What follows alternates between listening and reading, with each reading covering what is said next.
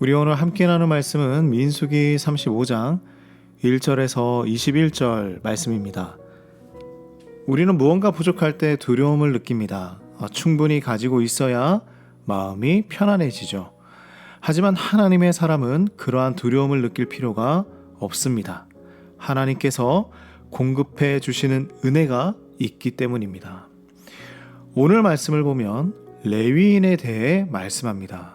이스라엘 지파들 중에 오직 이 레위인들에게는 기업을 주시지 않았죠.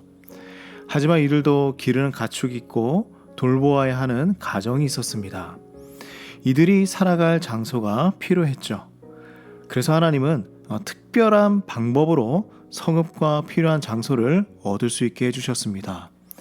그 방법은 무엇이냐면 다른 12지파들을 통하여서 나눔의 방식으로 얻게 해주셨습니다. 레위인은 이렇게 48개의 성읍을 얻게 되었죠. 근데 이 장소들은 한 지역에만 머물러 있는 것이 아니라 가나안 전 지역으로 흩어져서 거주하게 되었습니다. 각 지파별로 레위인에게 장소를 나누어 주었기 때문이겠죠. 하나님께서는 이 생활 장소뿐만이 아니라 레위인이 11조로 받은 가축을 먹일 수 있는 그 목초지까지 허락해 주셨습니다. 그들의 필요를 잘 알고 있었던 것이죠.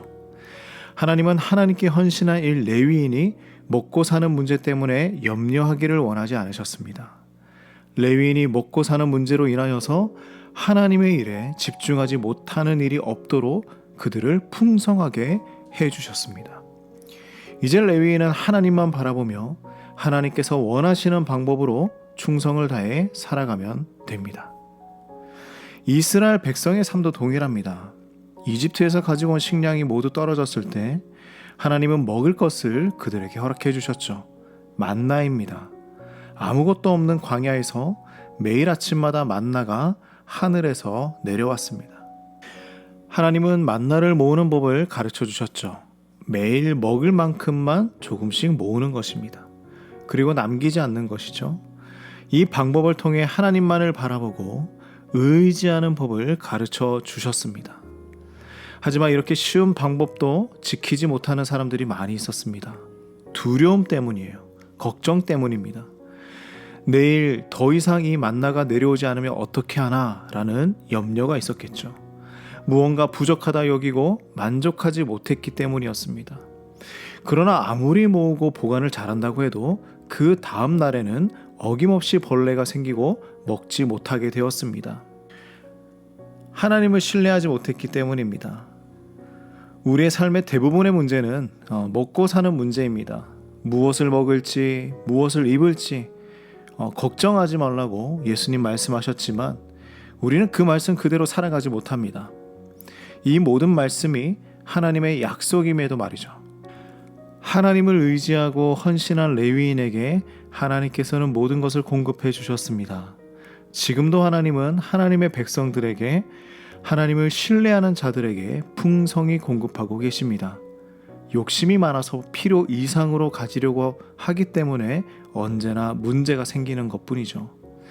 그 어느 때보다 미래에 대한 두려움이 크고 어려움이 있다고 하지만 이 모든 것을 해결해 주실 분은 하나님밖에 없습니다. 하나님을 신뢰하고 채워주심을 누리는 우리 모두가 되길 간절히 소망합니다.